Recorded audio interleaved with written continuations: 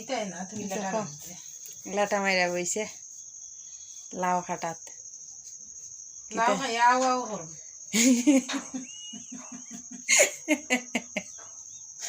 লাউ খাইয়া বলে আও আও করবো